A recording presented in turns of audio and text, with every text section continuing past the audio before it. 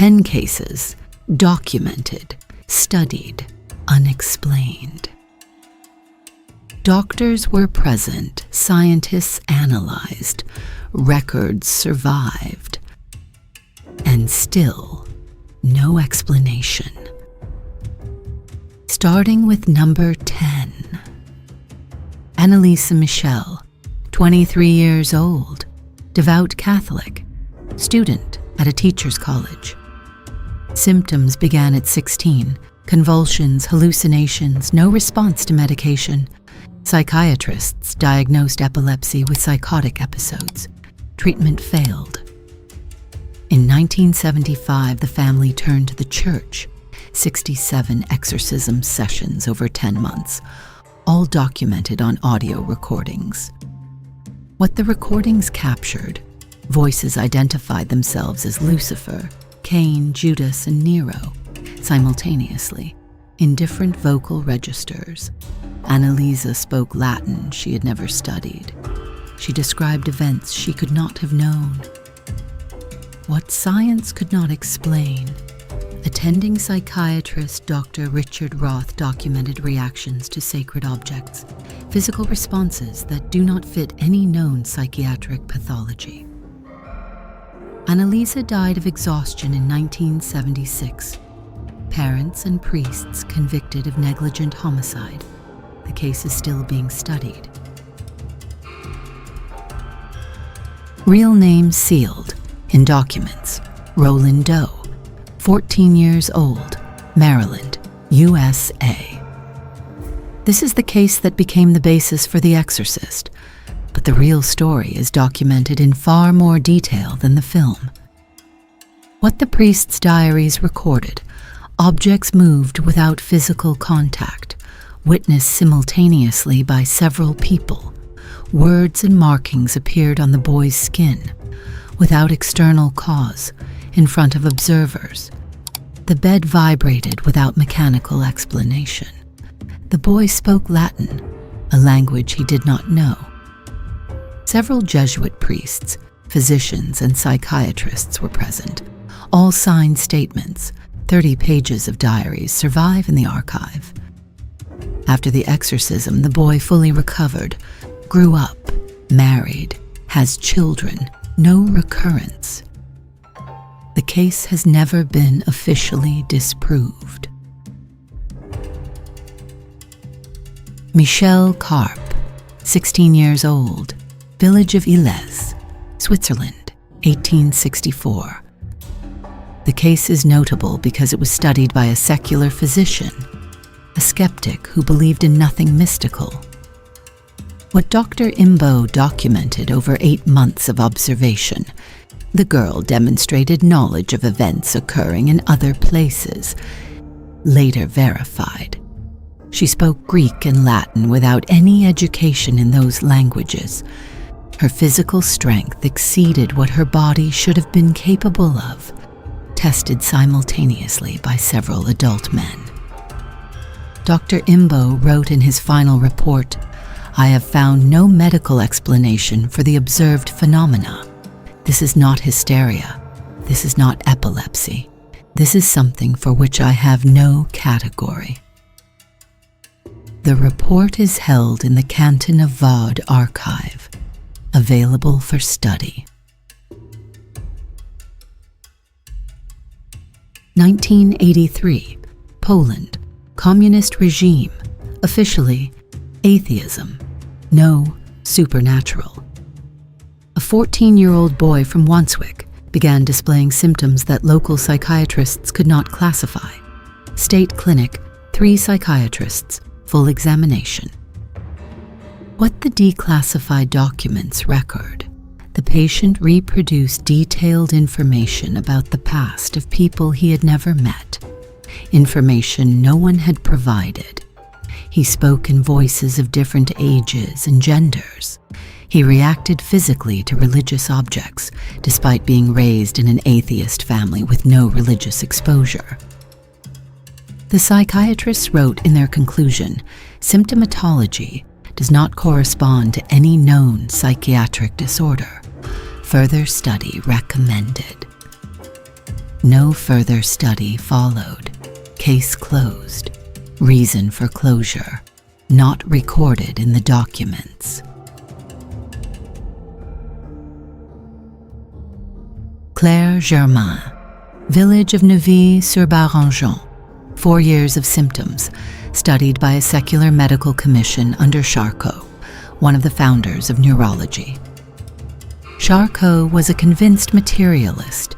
He specialized in hysteria and psychosomatic disorders. He invented the term grand hysteria. After 2 years of studying Claire Germain, Charcot wrote to a colleague, "I am observing something that does not fit my theory of hysteria. I would be grateful if someone could suggest an explanation." What specifically did not fit? Levitation. Witnessed by several observers and documented photographically, though the quality of 1880s photographs is disputed. Remote knowledge, verified by independent observers.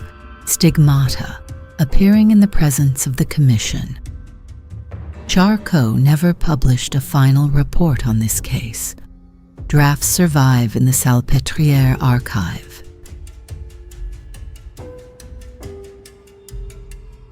Erna Stille, 21 years old, a farm near Johannesburg, 1906.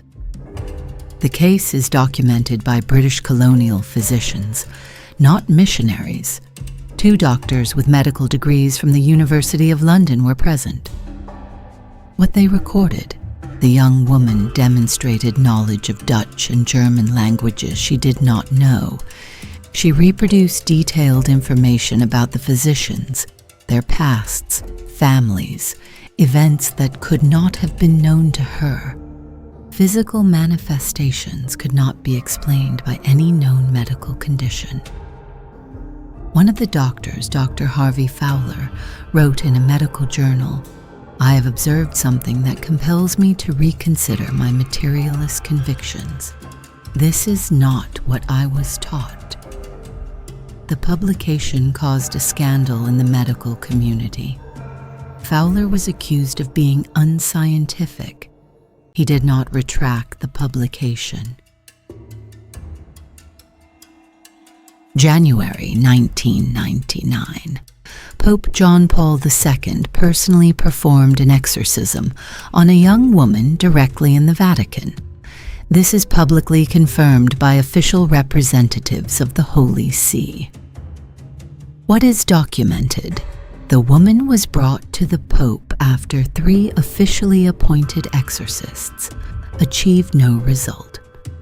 During the audience, she displayed inhuman physical strength and spoke in a voice those present described as not belonging to a human being. After the first session with the Pope, the symptoms subsided. After the second, they stopped entirely. The Vatican did not publish a full report, but the fact that the Pope himself performed the rite is officially confirmed. Pope John Paul II had a medical background. He knew the difference between a psychiatric disorder and what he was witnessing.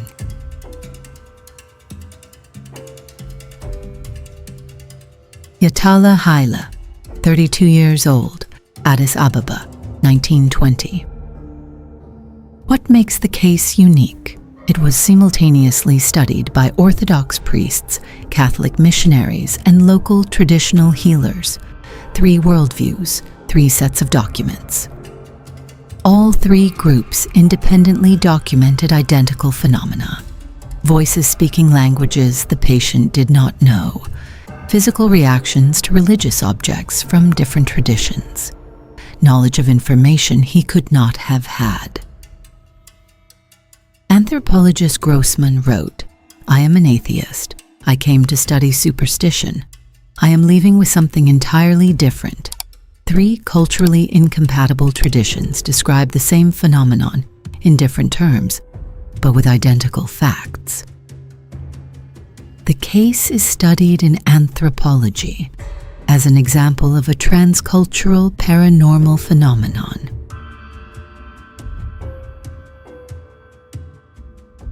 2008, Cape Breton, Canada.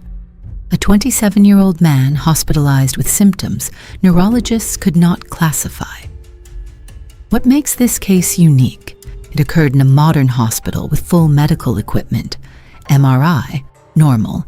EEG, normal. Toxicology, clear. All standard psychiatric tests, no pathology. What is recorded on video and in staff statements? The patient reproduced personal information about medical staff, verified and confirmed.